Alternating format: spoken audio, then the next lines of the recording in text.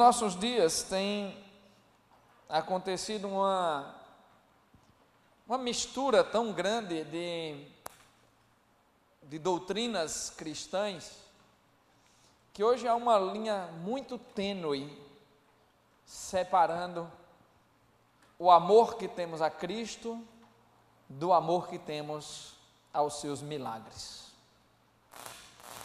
Muitas vezes a fé cristã está simplesmente baseada naquilo que Cristo pode nos dar e não naquilo que Cristo verdadeiramente é para nós.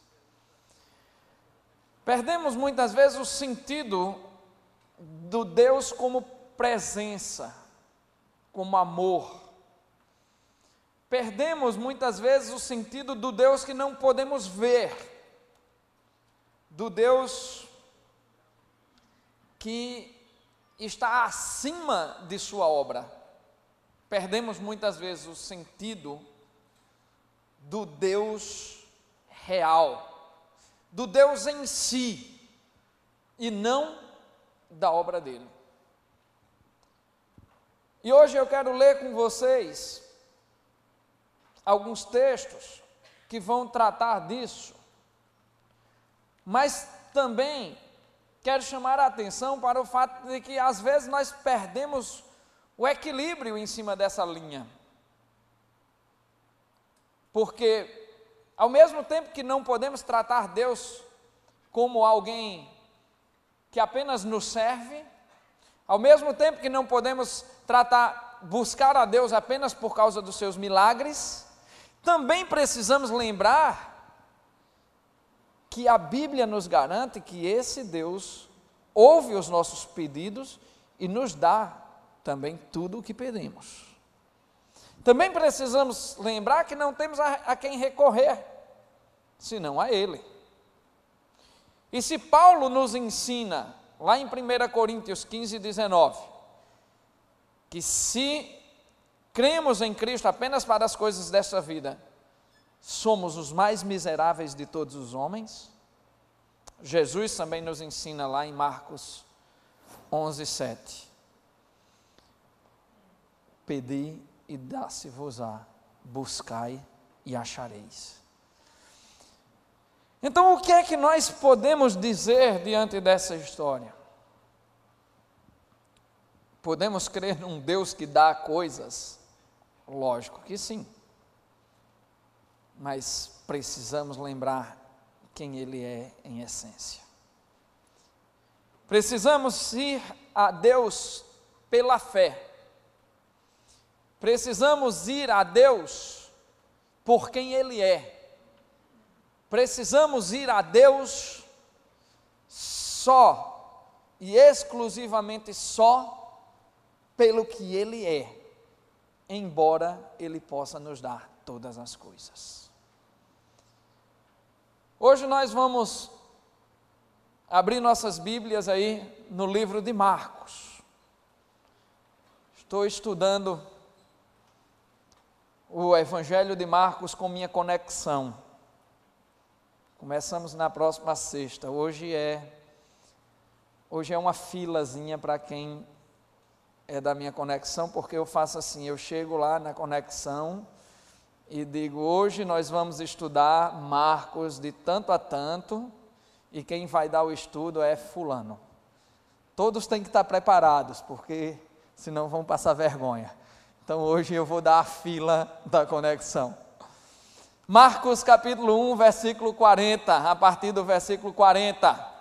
Vamos lá. Diz assim a palavra do nosso Deus. Um leproso aproximou-se dele e suplicou-lhe de joelhos: se quiseres, podes purificar-me.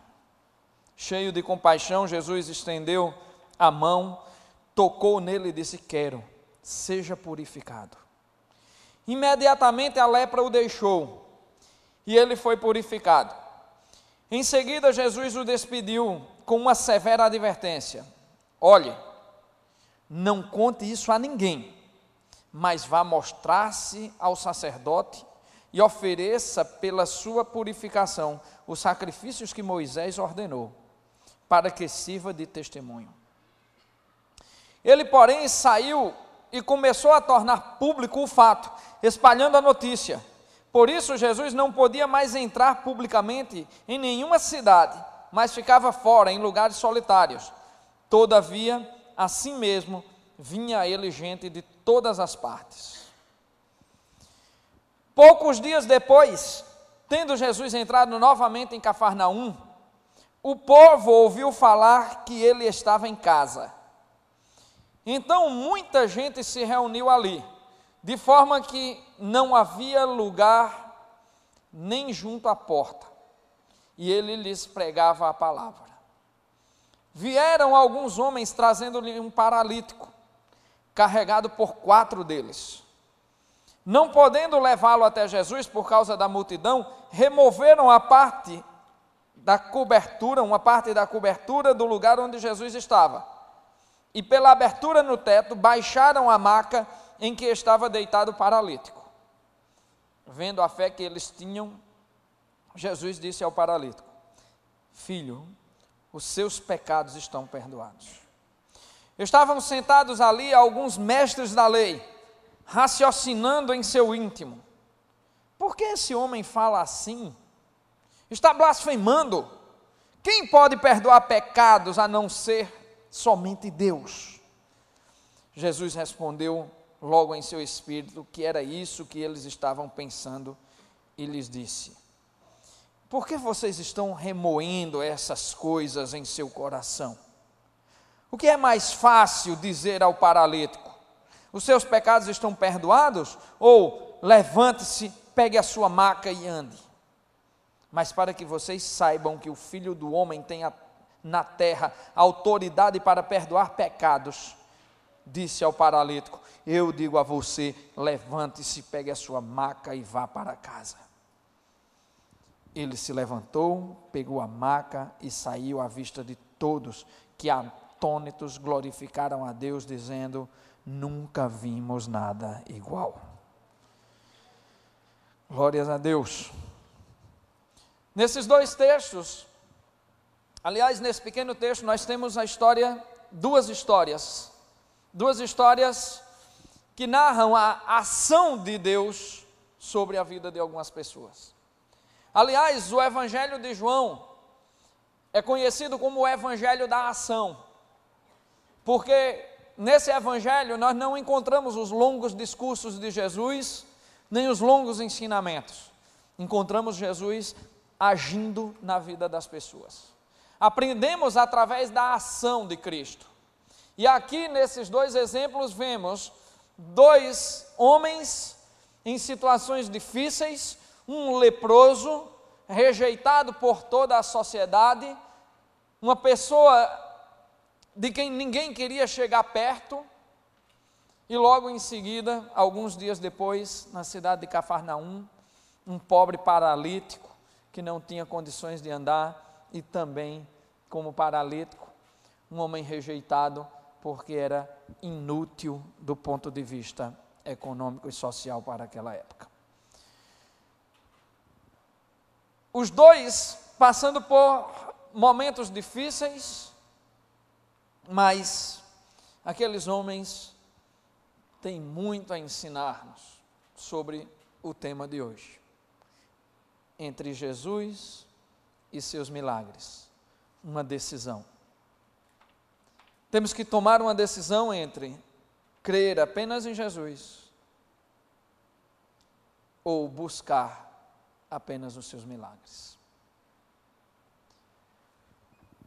A primeira coisa que nós aprendemos na atitude desses homens aqui, pegando o versículo 40, quando ele diz: um leproso aproximou-se dele e suplicou-lhe de joelhos: se quiser, podes purificar-me. E em seguida, nos versículos 1 a 4, quando ele diz que tendo Jesus entrado novamente em Cafarnaum, o povo ouviu falar que ele estava em casa, então muita gente se reuniu ali de forma que não havia lugar nem junto à porta, e ele lhes pregava a palavra.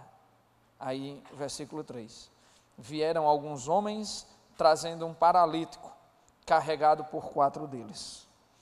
Não podendo levá-lo até Jesus por causa da multidão, removeram parte da cobertura do lugar onde Jesus estava e pela abertura do teto baixaram a maca em que estava deitado o paralítico. Nesses 2 exemplos de fé, nós aprendemos uma coisa.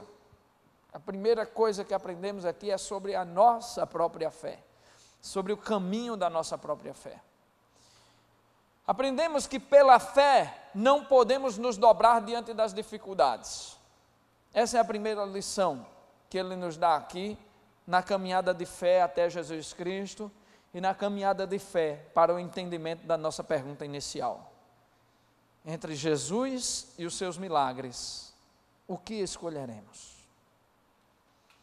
Pela fé, as circunstâncias não podem nos fazer dobrar os joelhos, não podem nos impedir de ir a Cristo. Ora, meus queridos, se nós não podemos crer em Cristo somente para as coisas desta vida, também existem coisas na nossa vida que não há outro remédio senão o próprio Cristo. E a nossa fé também não pode entrar num legalismo de pensarmos assim, não, eu não posso pedir coisas a Cristo.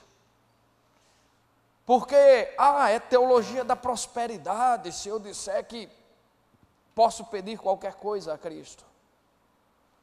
Mas esses 2 homens mostraram que não há limites para o que se pede a Deus. Mas eles também mostraram como chegar a Deus. Olha o versículo 40 do capítulo 1. Veja como este homem, esse leproso, chegou a Cristo. Presta atenção. Ele chegou, ajoelhou-se e rogou a Cristo: Senhor, se quiseres, tu podes me purificar. A humildade no pedido, o reconhecimento da autoridade de Cristo, o reconhecimento do poder, mas sobretudo o entendimento de que havia uma coisa necessária para que o seu pedido fosse atendido: o querer de Cristo. Ajoelhou-se diante de Cristo e rogou: Senhor, se quiseres, tu podes me curar. E se ele não quisesse? E se ele não quisesse? O que aquele leproso diria? Se Cristo dissesse: não, meu filho, tenho outro propósito para a tua doença. Por meio da tua doença eu salvarei outras pessoas. Por meio da tua dor eu levarei outros ao caminho da salvação. Se Cristo dissesse a você que os seus pedidos de hoje não serão atendidos, porque Ele tem outro propósito nas lutas que você está passando, deixaria de ser o Deus que você estava adorando agora há pouco? Deixaríamos de levantar as mãos e chorar na presença dEle? Ouvir não é muito difícil. Ouvir o não de Deus, particularmente, é muito difícil. Sabe quando a gente é criança, que a gente chega e diz: papai, eu queria que o senhor comprasse chiclete para mim. Aí o pai diz: não, meu filho, papai não tem dinheiro agora. Aí você faz: passa o cartão, papai. Não, meu filho, você não está entendendo. Eu não posso comprar agora.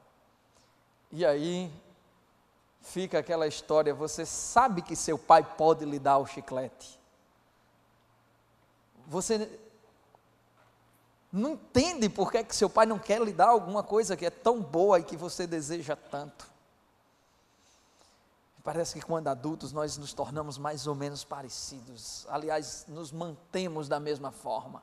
Nós não somos capazes muitas vezes de compreender os desígnios de Deus, e muitas vezes não somos capazes de fazer a oração que esse leproso fez: Senhor, se quiseres, faz isso por mim. Condicionar a nossa oração ao querer de Deus, condicionar os nossos sonhos ao querer de Deus, condicionar as nossas vontades ao querer de Deus, e realmente entender que Ele quer o melhor para nós. Quando éramos crianças, não compreendíamos o mal que o chiclete nos fazia, que os doces nos faziam. Quando éramos crianças, não entendíamos o que havia por trás dos nossos infantis desejos. Mas agora que somos adultos, precisamos confiar plenamente naquele que tudo pode fazer, mas também que tudo pode negar. A ousadia da nossa oração é dizer de coração verdadeiramente aberto: Senhor, se quiseres, faz assim e assado.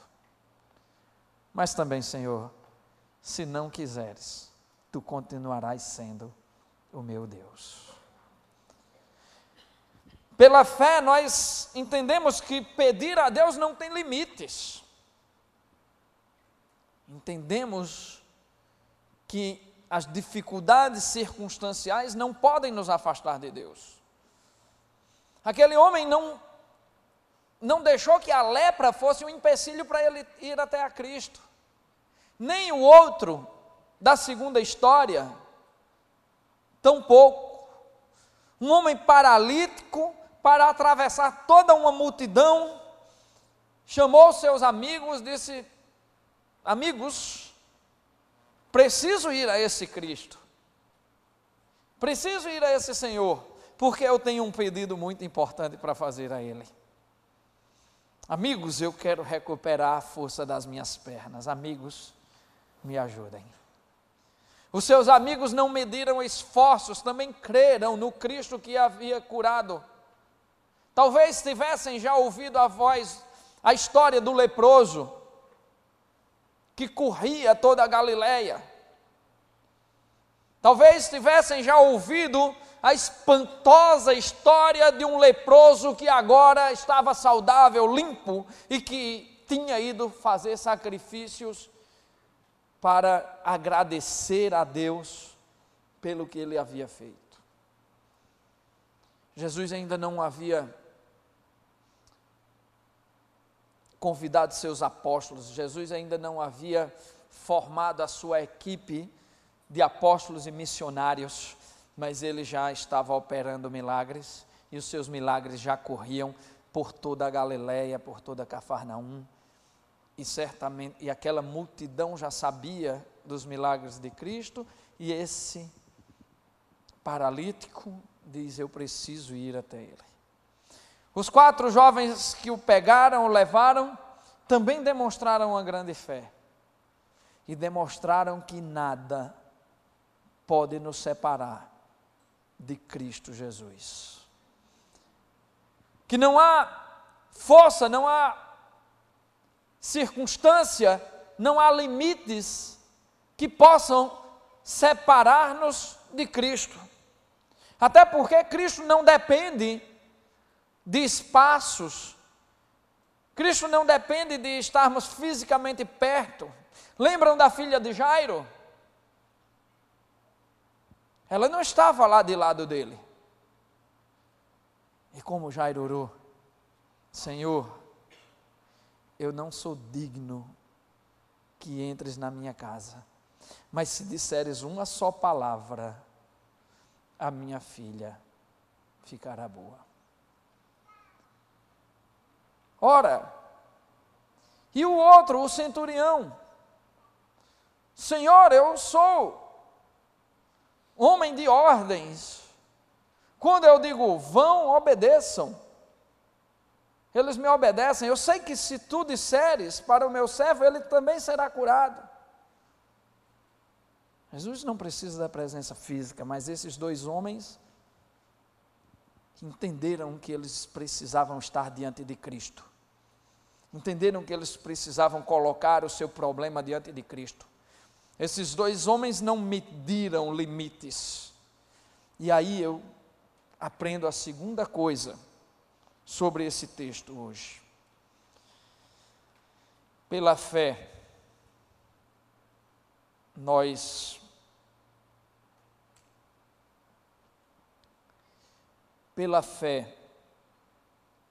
não nos constrangemos, não nos envergonhamos, não nos intimidamos, não desistimos, apenas seguimos em frente. Pela fé em Deus, nós simplesmente caminhamos. Pela fé em Cristo,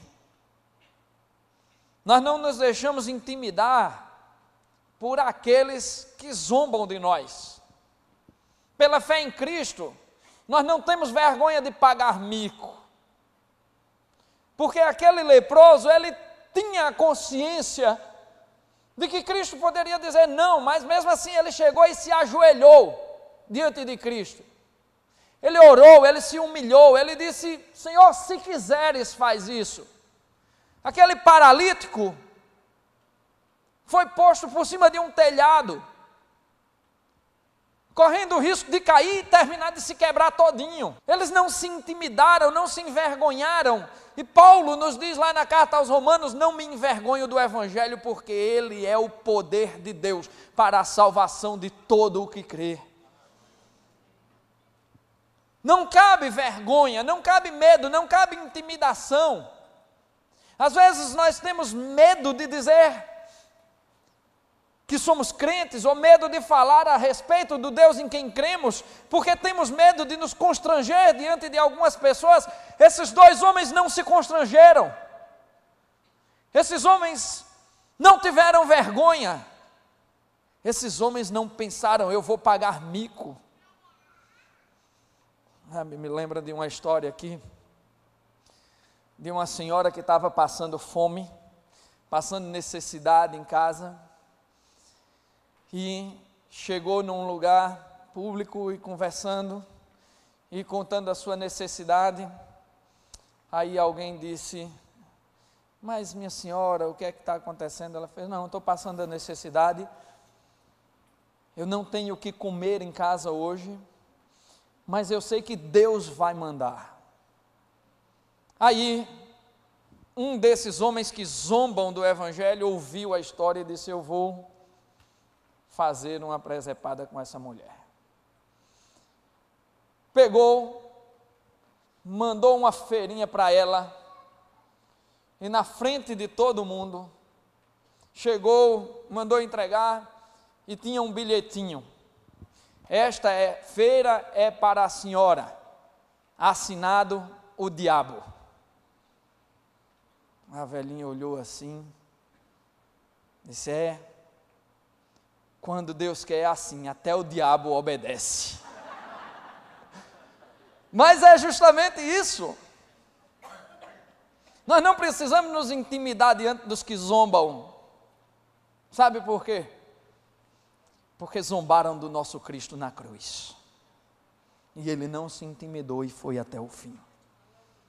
Sabe por quê?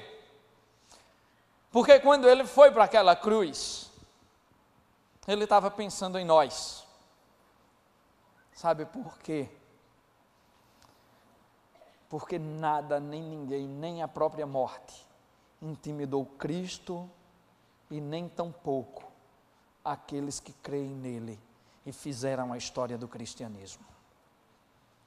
Sabe, pela fé, nós temos que entender que pagar micos, pela fé, nós temos que entender que ser vítimas de zombaria, que ser perseguidos no nosso trabalho, na nossa universidade, onde quer que seja, é bênção. Porque Cristo nos diz no Sermão da Montanha, lá em Mateus 5, bem-aventurados sois, quando por causa do meu nome vos perseguirem e vos injuriarem de toda forma. Bem-aventurados vocês serão, ou seja, felizes vocês serão, quando por causa do meu nome forem perseguidos. Esses dois homens não tiveram vergonha, não deixaram as circunstâncias intimidarem, eles simplesmente foram atrás, foram em busca de Cristo e disseram: ali está a solução para os meus problemas, ali está a solução para os meus sonhos, é ali que eu vou ancorar a minha vida, porque este homem, esse Jesus de Nazaré, ouve o clamor dos pecadores, porque esse homem, o Jesus de Nazaré, ouve a necessidade dos pobres, dos aflitos, dos que choram, dos que adoecem, dos que gemem, e se compadece deles. Jesus olha para aquele leproso, e a palavra diz que ele encheu-se de compaixão. No grego, ele diz que até as suas virilhas foram cheias de compaixão, de íntima compaixão. Sabe, Ele não nos deixará envergonhados diante do mundo, porque felizes serão os que forem perseguidos e injuriados em seu nome, porque deles será e já é o reino dos céus. Na nossa história, na história daqueles homens, aprendemos algo mais forte ainda. Sabe, às vezes eu fico pensando umas coisas a respeito da palavra de Deus, que eu penso, não, isso é bobagem, eu não vou falar não, mas depois Deus diz, não, a coisa é séria. Eu fico pensando nessa história, de vez em quando eu me pego, eu adoro essa história, essa segunda história, essa de Marcos 2, e nesses dias eu estava pensando sobre ela, e digo, rapaz, esses caras chegaram lá e quebraram o telhado do cara, né? Arrombaram a casa do cara, botaram, sabe, o paralítico por cima, não devem ter feito uma abertura pequena no teto, né? Foi um troço grande, né? Subiram lá, deve ter dado um prejuízo para aquele cara. Eu digo, caramba, pela fé, nós pagamos o preço de todos os nossos pedidos também, por todos os nossos pedidos. Aquele homem, o dono daquela casa, eu fico imaginando como ele ficou ali sentado, olhando para aqueles caras furando o teto dele, sabe? Rasgando, sabe? Quebrando aquele negócio, fazendo o paralítico descer. Eu acho que o cara olhou assim, meu Deus, o que é que estão fazendo na minha casa? Mas aquele cara estava tão extasiado da glória de Deus, só podia estar, porque eu acho que se alguém fosse lá em casa, furar o teto da minha casa, derrubar e para botar um paralítico que eu nem conhecia, eu ia dizer, homem, tira esse cabra daqui, pelo amor de Deus, vá pela porta, vá, homem, faça alguma coisa, espere Jesus passar na volta, sabe, faça alguma coisa, mas não, vá orar de longe, Jesus ouve de longe também, né? Mas sabe, aquele cara, acho que estava tão tomado pelo Espírito Santo, que olhou e disse, algo maravilhoso vai acontecer aqui, eu vou pagar para ver. Às vezes nós temos uma inquietação com as coisas de Deus, e aliás, nós não temos inquietações com as coisas de Deus, e vemos apenas o lado material dessas ações, e eu ficava me perguntando, rapaz, quem pagou o telhado daquele homem? o danado do paralítico ficou curado, só fez pegar a maca e ir embora. E o pobre do dono da casa ficou lá com um buraco. E se chovesse? Alguém pagou para ver a bênção de Deus acontecendo. Sabe, às vezes a gente aqui na Cidade Viva tem um certo constrangimento, e isso é justificável, de falar sobre dinheiro na obra de Deus, né? A gente fala muito pouco sobre isso. E hoje eu quero me dar a liberdade de falar um pouco também sobre isso. Sabe, às vezes eu sinto nojo de ouvir homens usando a palavra de Deus e depois de uma pregação, às vezes pregações lindas, aí termina assim dizendo: olha, a minha conta na Caixa Econômica, a minha conta no Itaú, a minha conta no Banco do Brasil, a minha conta, eu vou mandar para lá a minha conta também, para ver se ele abençoa, 1, 0, 3, 4, né? Bota aí um dinheirinho também, pelo amor de Deus. Não, está se brincando, está se brincando. Homens enriquecendo, com ministérios próprios, sem igreja, sem denominação, sem prestar contas a ninguém. Não, isso está errado. Mas também está errado nós, como crentes, não querermos participar do reino de Deus em suas necessidades financeiras, em suas contribuições. Está igualmente errado aquele que rouba e aquele que se nega a participar. Mas ambos prestarão contas no dia certo. O dono daquela casa certamente não se preocupou com o prejuízo, porque ele viu a graça de Deus, porque ele viu a glória de Deus naquele lugar. Aquele homem não se importou se sua casa estaria quebrada, se havia um buraco.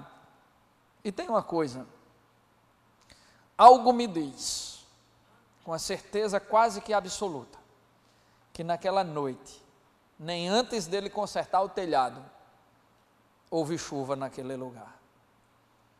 Tenho certeza que não houve, porque eu tenho certeza que Deus honrou aquele homem que permitiu que o teto de sua casa fosse quebrado para que houvesse um milagre. O que é que a gente precisa às vezes quebrar para que aconteçam milagres em nossas vidas? Talvez a primeira coisa que nós precisemos quebrar seja o teto do nosso coração. Nos desprender de certas coisas, nos desprender de certos materialismos bestas, nos desprender, sabe, e deixar Deus nos usar, e deixar Deus agir. Aquele homem não tentou impedir que o telhado de sua casa se quebrasse. O que é que você está tentando impedir para que as pessoas cheguem a Cristo? O que é que precisa ser quebrado para que pessoas cheguem a Cristo por seu intermédio? Qual é o preço que você, que eu, que nós precisamos pagar para que Cristo, aliás, para que pessoas cheguem a Cristo, para que Cristo receba pessoas como aquele paralítico ou como aquele leproso? O que precisamos quebrar? Olhe para dentro de si, veja, e cada um entenda a palavra de Deus dentro do seu contexto. Pela fé, buscamos sempre a resposta correta. O que é que aquele rapaz queria quando pediu aos seus amigos: ei, me levem até Jesus? O que é que aquele cego na beira da estrada, o cego Bartimeu, queria quando disse: Senhor, Senhor, Jesus, Jesus, tende piedade de mim? O que é que aquela mulher que tinha o veio de sangue queria quando correu e tocou nas vestes de Cristo? O que é que nós queremos quando clamamos a Cristo?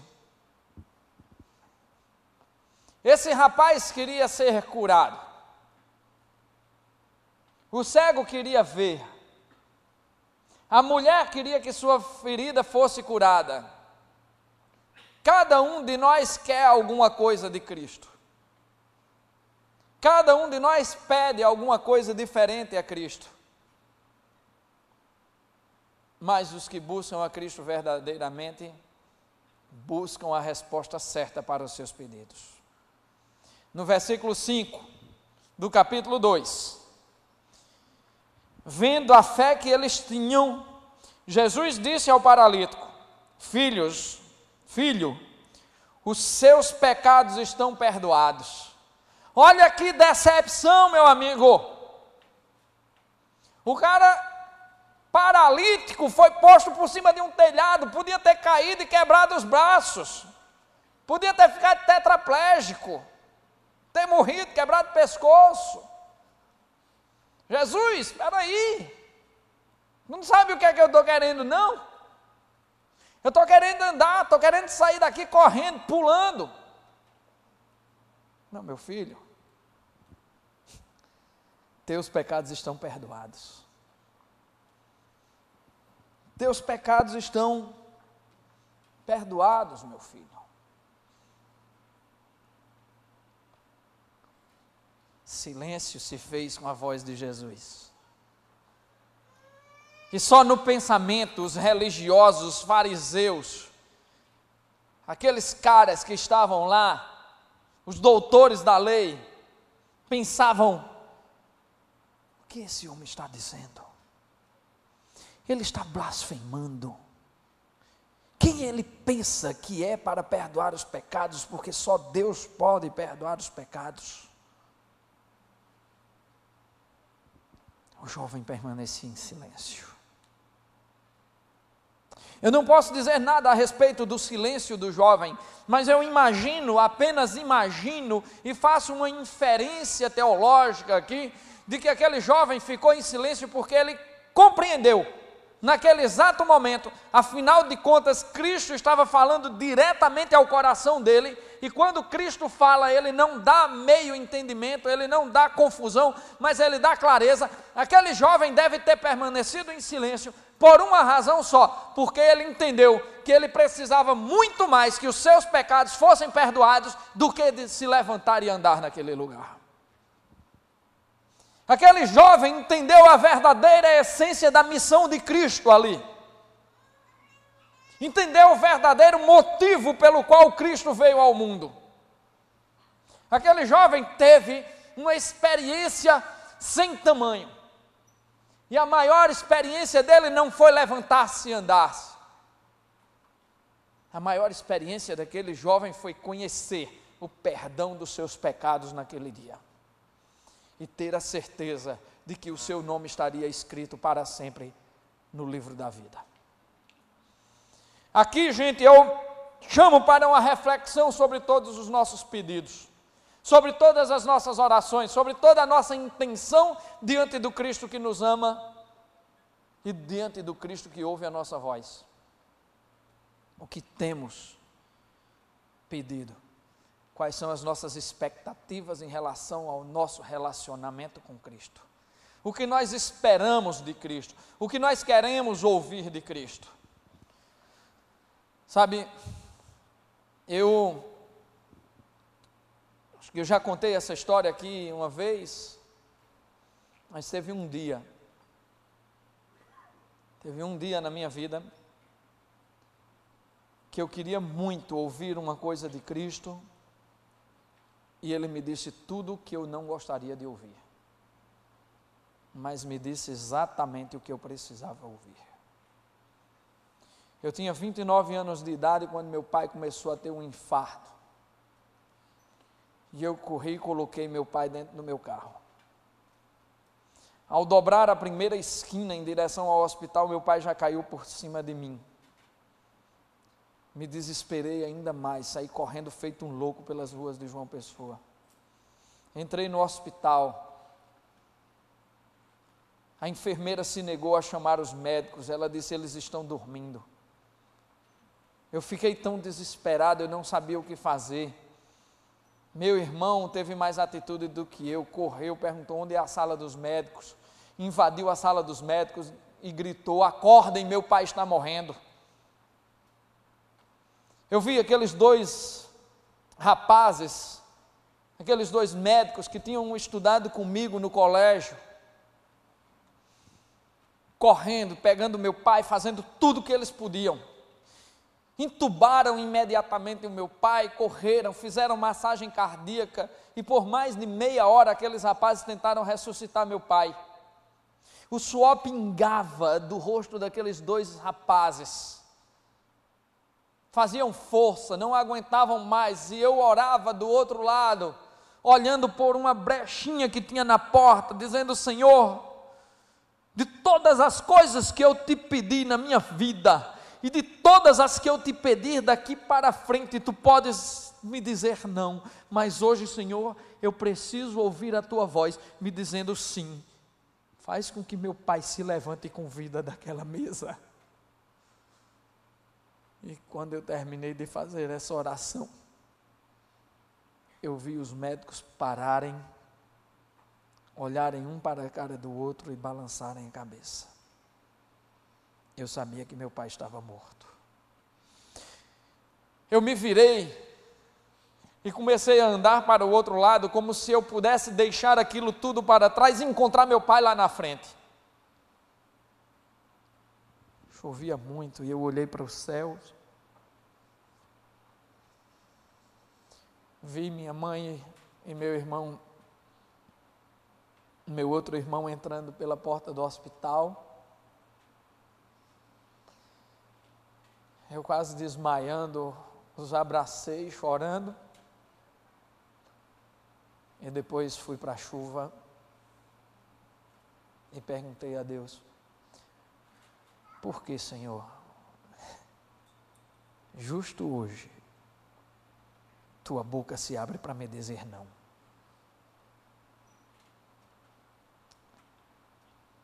Dias depois eu entendi. E o Senhor me disse tão claramente: você teve seu pai por 29 anos e não soube aproveitar a bênção que ele foi. Agora eu te faço ouvir o meu não, para que você ensine outras pessoas a valorizar tudo o que eu dou, enquanto pode ser valorizado. Porque nada do que eu entrego em suas mãos é eterno, mas eu sou eterno.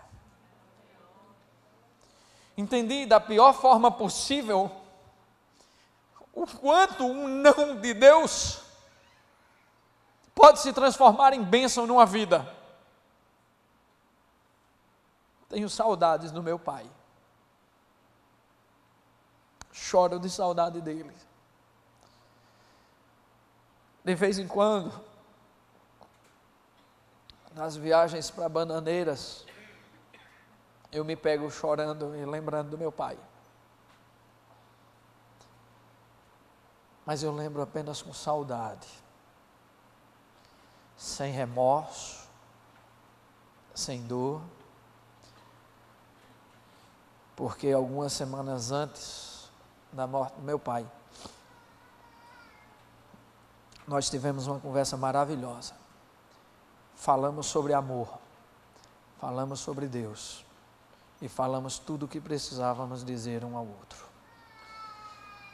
Eu pedi perdão ao meu pai por não ter sido o filho que ele queria, o filho que ele merecia.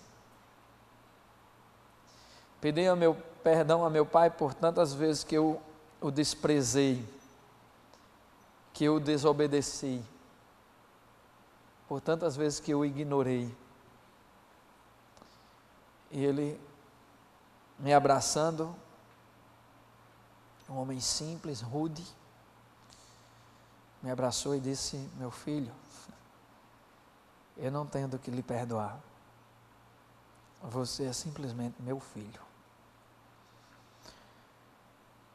Quando eu lembrei desse fato, eu lembrei o que Deus estava, eu entendi perfeitamente o que Deus estava me dizendo. O tolo na relação pai e filho fui eu. Agora era a hora de eu falar isso para outras pessoas. de eu abençoar outras pessoas. Desenvolvi síndrome do pânico depois da morte do meu pai.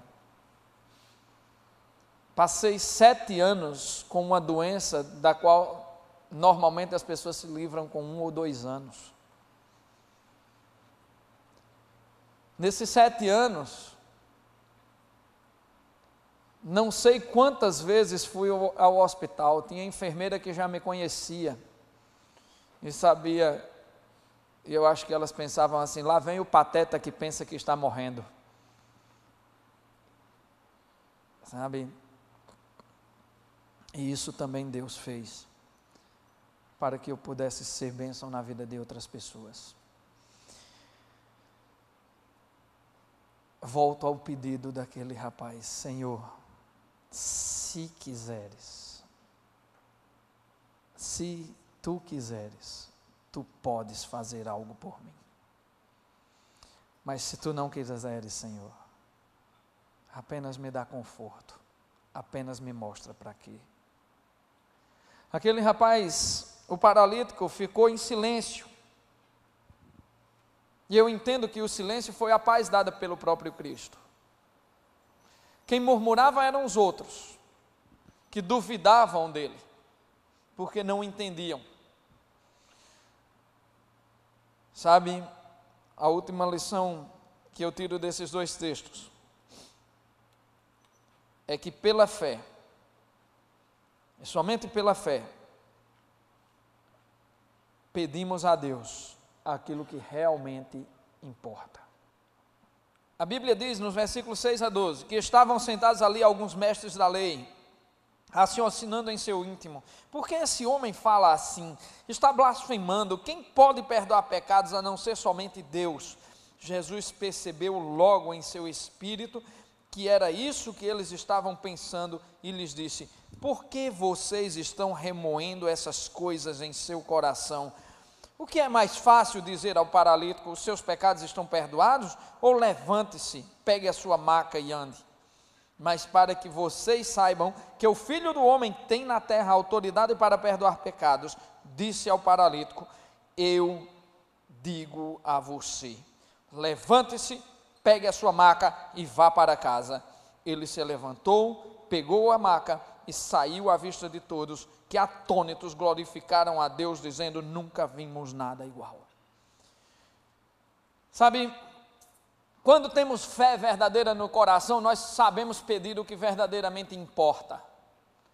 E o que Cristo mostra nessa passagem, o que Cristo mostra naquela passagem da mulher que tem um veio de sangue, que tinha um veio de sangue, o que Cristo mostra naquela passagem do homem que era paralítico há 33 anos, 34 anos, não lembro, lá na beira do tanque de Siloé, aliás, do poço de Jacó, aquele cego lá no tanque de Siloé, o cego Bartimeu na beira da estrada, o que Cristo disse a todos esses foi: a tua fé te salvou. A tua fé te salvou. Não a tua fé te curou, não a tua fé te limpou, não a tua fé fez o que você desejava, a tua fé fez uma obra em você, a obra que você realmente precisava. A tua fé te levou para o caminho da eternidade. Aquele rapaz estava parado, mudo, extasiado, quieto, enquanto os outros que não compreendiam diante de quem estavam, diziam: quem é este que está blasfemando aqui? Quem é este que pode perdoar os pecados? E Jesus, cheio de misericórdia, olha para aqueles miseráveis pecadores e diz: o que é que vocês estão pensando? Eu vou mostrar a vocês que eu tenho toda a autoridade na terra e que eu posso sim perdoar pecados. Vocês querem ver? O que é mais fácil dizer a ele? Os teus pecados estão perdoados? Ou levanta-te e anda? Vocês querem ouvir eu dizer: levanta-te e anda? Vai, meu jovem, levanta, pega a tua maca e vai para casa. E o jovem imediatamente estava curado. Mas Cristo deixou uma lição tremenda e profunda ali. O que importava não era que aquele jovem estava curado, o que importava era que aquele jovem estava salvo. Isso importava no coração deles. Hoje, meus queridos, eu quero desafiar do crente mais antigo aqui dentro, àquele mais recentemente convertido, ou aqueles ainda não convertidos, a tomar uma decisão. O que é que você quer de Jesus? O que é que você quer de Cristo? Você quer o perdão dos pecados? Ou você quer levantar e andar? Você quer o Cristo presente em sua vida? Ou você quer os milagres passageiros de Cristo? Algumas obras de Cristo, aliás, todas as obras de Cristo foram maravilhosas. Algumas foram ainda mais surpreendentes. A filha de Jairo ressuscitou dentre os mortos. O filho da viúva de Naim ressuscitou dentre os mortos. Lázaro ressuscitou dentre os mortos. Mas nenhum deles está aqui hoje contando a sua história, porque os milagres de Jesus foram passageiros. Mas Jesus não. Jesus é eterno. Jesus está aqui, vivo e contando a sua história. Hoje, meus queridos, eu pergunto a você: você está aqui em busca de quê? Você está aqui em busca de quê? De consolo? De cura? De apartamento? De carro? Você está aqui em busca de reconciliação do seu casamento? Está orando pelo seu filho drogado? Você está aqui em busca de felicidade? Você está aqui em busca de quê? Eu vou te dizer, você veio para o lugar certo. E você está pedindo ao cara certo. Porque é Ele quem pode te dar tudo isso. Mas Ele tem algo melhor para te dar. Ele tem algo melhor que para uns Ele já deu. E que Ele pode te dar essa noite para quem ainda não recebeu. Ele tem uma listinha. Ele tem um caderninho escrito com letras de sangue, em que Ele anotou o nome de muitos que estão aqui.